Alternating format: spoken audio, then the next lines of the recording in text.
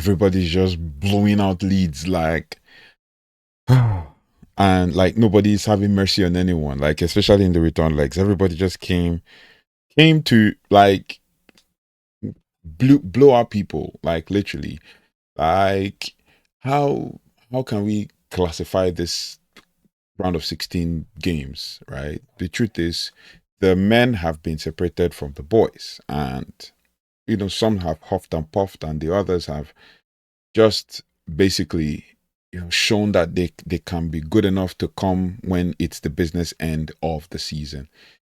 Now, let's talk about Wednesday night's game. So, you're welcome to elPablo FC, and we're reviewing basically the Wednesday night's games in the round of 16 of the Champions League, UEFA Champions League.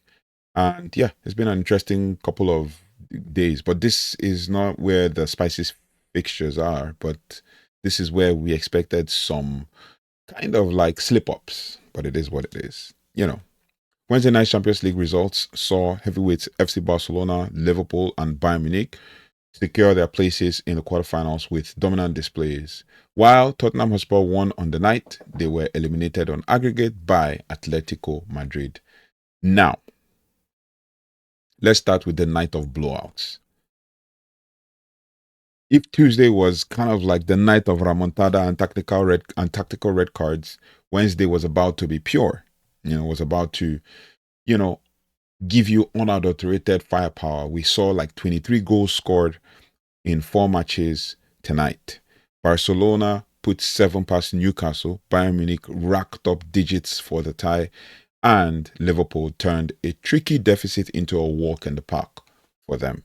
Now, the quarterfinal bracket is officially set, and the big three are looking absolutely terrifying. Now, we'll start with the Camp Nou massacre, basically.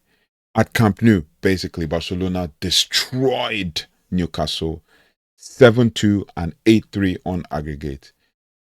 We have to start at Catalonia, basically. That was a welcome to the elite reality check for Newcastle United. At halftime, we actually had a game, and it was 3-2, and Elanga scored twice to keep the Magpies' dream alive. Now, I have to call out some of the things that we noticed in the game, especially from the refereeing perspective, with 2 similar fouls that were called differently, right? But the truth is, I had a conversation with some Barcelona fans and some Liverpool fans regarding those fouls, and they had a difference of opinion to mine. Basically, they felt that the penalty call for Raphinha was absolutely 100%, and the one for Elanga was too soft. But I mean, it's subjective, isn't it? And if the ref had called it, who knows where the direction of the game would have gone. But it is what it is. Newcastle's run had to end somewhere, some way, somehow. So, but in the second half, basically, it was carnage, absolute carnage. Hansi Flick's side, basically turned up the heat and got into gear 2, and they played like they were so fast. They were on fast forward. Raphinha and Robert Lewandowski, both back braces, and Lamine Yamal was simply unplayable, leaving Newcastle defenders scattered across the pitch. And Eddie Howe called the 7-2 result strange, basically. He called it strange. But the truth is, Barcelona simply ran out and out-traded them in transition. In as much as Newcastle were trying to capitalize on Barcelona's high line, Barcelona outran them in this situation, and it calls into question the quality of teams that have played or represented the Premier League in the Champions League, right? Newcastle considered a joint record number of goals in English for an English team in this competition. Barca are dreaming of their first trophy in 11 years, and with this attack, they wouldn't. Why wouldn't they be? Especially in the Champions League, right?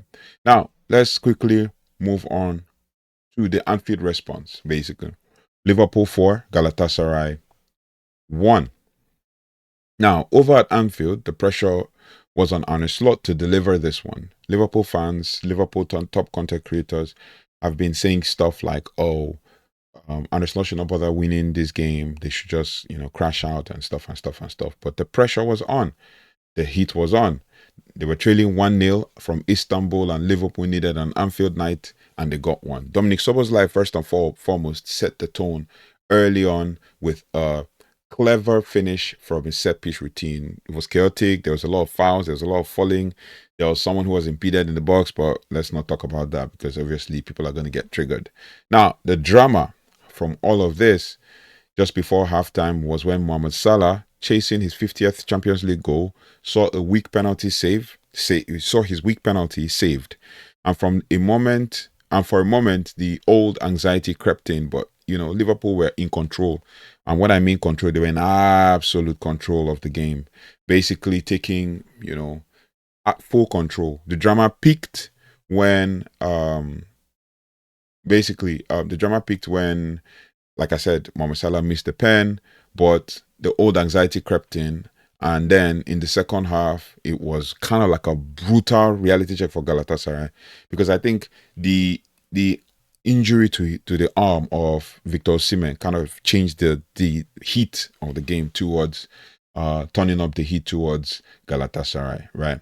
And in the second half, like I said, there was a brutal onslaught as Mohamed Salah turned provider for Hugo Ekitike and Gravenberch, so 2 assists before he finally got his landmark 50th goal, which will make him kind of like the man of the match for this one, with a trademark curling finish, obviously.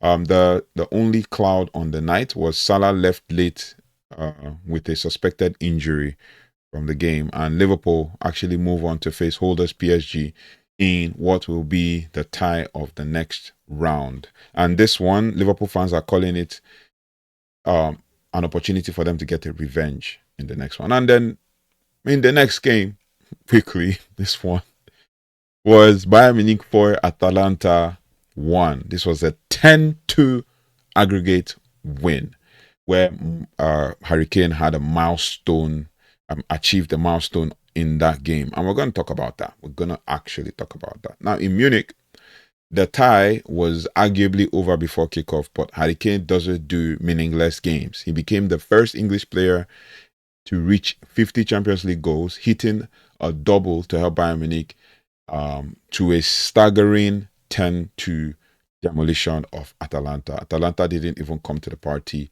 at all. Bayern Munich are now the highest scoring team in the competition this year. Leonard Carl and Luis Diaz basically added to the tally, while Atalanta could only manage a late consolation. The scary part for the rest of Europe, well, is Bayern Munich are getting healthy at exactly the right time. They face a Real Madrid side that is coming off a good run of form, and basically that is where they face Real Madrid in the quarterfinal, and it feels like a final already in itself. If Kane keeps the form up, 47 goals for the season so far, Madrid's defense is going to have its hands full for that game. And then the last but not the least is the hollow victory for Spurs. It ended 3-2 on the night with a 5-7 aggregate win for Atletico Madrid. This is this is kind of like the most bittersweet result of the night, right? Tottenham Hotspur actually beat Atletico Madrid 3-2, ending their 8-match winless run under Igor Tudor. Basically, Tudor had lost his first. Tudor had lost his first 4 games as Spurs manager, and he was under pressure. But he got a draw against Liverpool over the weekend, and then to come on and get a win that kind of stopped the bleeding. Right. Xavi Simons was the star, scoring a stunning long-range effort and a late penalty. But Diego Simeone is a master of the long game. Despite the loss on the night, Atleti's 5-2 lead from the first leg was too much to overcome, and every time Spurs threatened to make it interesting, like when Kolo Muani opened the scoring, Atleti responded through Julian Alvarez or David Hanko to keep the aggregate lead safe. Now, if Atleti did not score their 2 goals, it would have probably been 5-5 on the night. But it is what it is. So Atleti responded through Julian Alvarez and David Hanko to keep the aggregate lead safe. Now, Spurs fought. They hit the post, and Kolo Muani even had a chance where he shot the ball and he hit the defender. They had chances for more, but they exit the competition, and Atleti moves to a Spanish civil war against Barcelona in the quarterfinals. And it's going to be a really tough one for Barca and for Atleti, because Atleti beat Barcelona convincingly in the Copa del Rey and basically knocked them out. And Barcelona want to get one over on Atleti with a revenge tie. That would probably see them knock Atleti out if they eventually win that tie. But it's going to be pretty interesting on the weekend of Easter, or on the week of Easter, when we're back from the international break. But it is what it is. Now, the quarterfinal draw and the bracket is already locked in, and it's mouth watering. Now let's review what will happen, or what we expect in the quarterfinal. First, Arsenal plays Sporting CP. And it's going to be also super interesting because Sporting have knocked them out before in the Europa League under Ruben Amorim. And Ruben Amorim had faced Arteta at the time. And now they're facing each other again after Sporting CP did a remontada. Then PSG faced Liverpool. That's another tie. It was the tie for the round of 16 last season. And it's going to be the tie of this round. And then the next one is another hot tie between Real Madrid under the new manager and Bayern Munich under Vincent Kompany.